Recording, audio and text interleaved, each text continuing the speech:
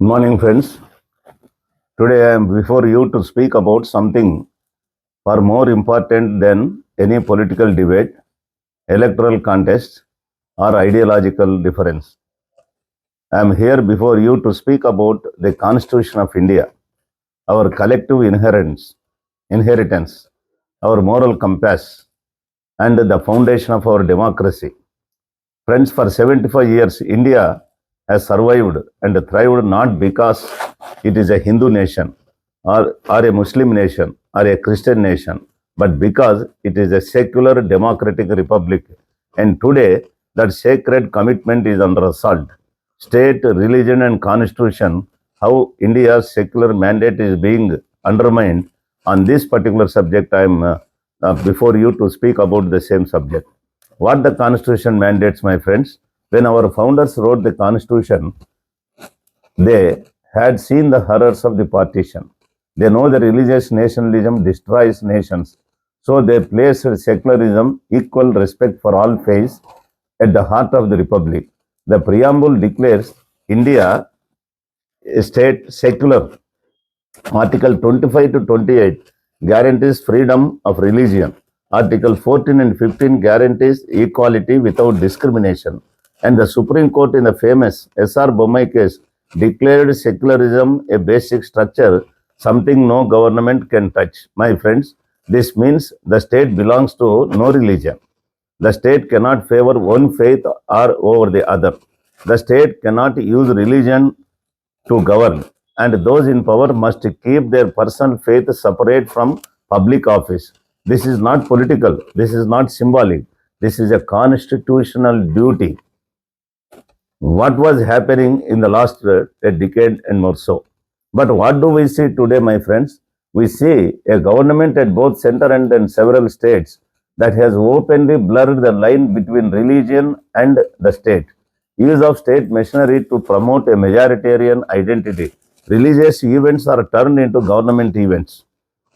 Prime ministers and chief ministers inaugurate temples in their official capacity. Government publicity glorifies majoritarian religious symbols. This is not cultural pride, it is an ideological statecraft. Selective protection of Sangh-linked groups. Groups known for hate campaigns and violence are treated as patriots. Mob lynching, cow vigilantism, attacks on churches and mosques, these crimes rarely see strict punishment. The message is very clear. Majoritarian violence is tolerated. Minorities must live in fear. Discriminatory laws are also there. The Citizenship Amendment Act introduced religion as a criterion for citizenship benefits, something unheard of this in the country. Anti-conversion laws target interfaith couples. Cattle laws criminalizes livelihood of Muslims and Dalits. Digital surveillance laws suppress the dissent. Criminalization of dissent. Students, professors, journalists, lawyers, activists, anyone who questions the communal agenda faces sedition charges.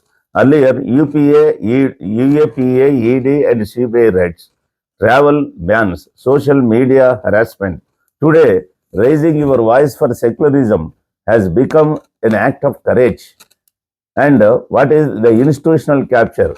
All the institutions, notable election commission, university bodies, and statutory commissions, investigating agencies, all face pressure or interference. When the institutions collapse, democracy collapses.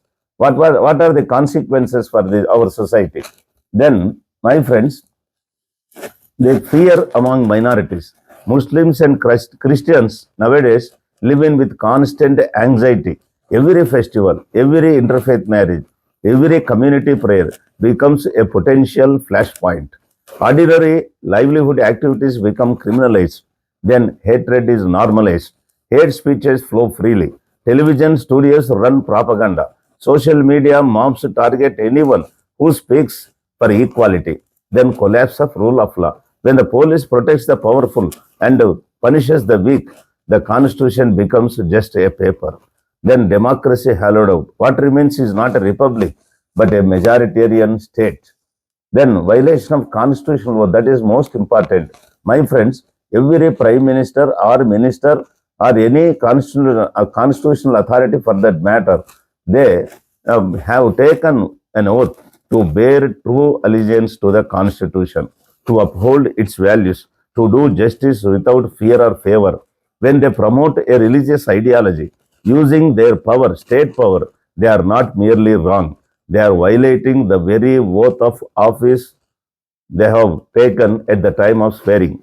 So they swore allegiance not to any religion, not to a party, not to a leader, but to the Constitution of India. But what in practice is happening is quite the opposite. Then what the people must do under the circumstances? This is not a movement for despair. This is a movement for mobilization, unity, and courage. Then what are the options are available to the people? Number one, the legal action. Challenge the discriminatory laws. Defend the rights of minorities, Dalits and dissenters and women.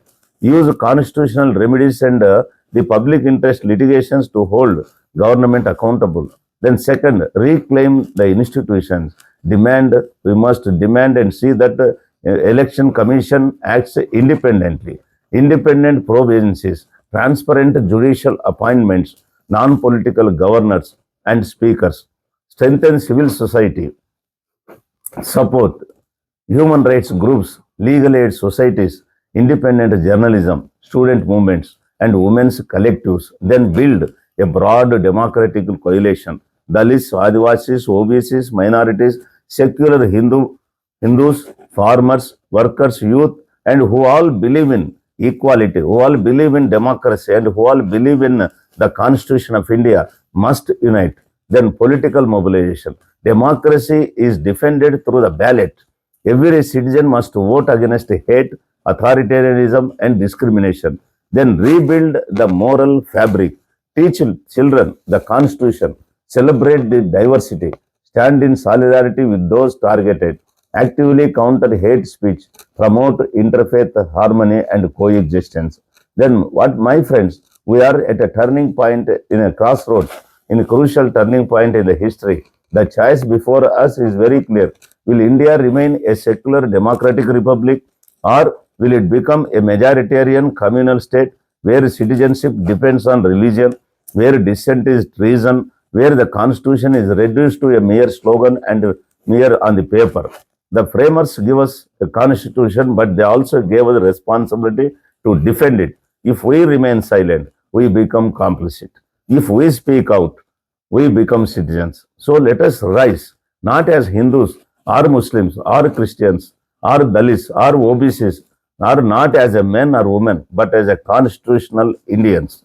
Let us pledge today, we will defend the Constitution, we will defend the secularism, we will defend the unity and diversity, we will defend the democracy, we will defend every citizen's dignity in this country, because if we fail, the next generation will not forgive us. And if we succeed, posterity will say, when the Constitution was in danger, when democracy was in danger, the then people of India rose together to save the Republic. This is our present bounden responsibility. So let us awake and arise for our sacred responsibility to save the democracy and to protect the Constitution of India. Thank you. Thank you very much. Jai Bhim, Jai Bharat, Jai Constitution.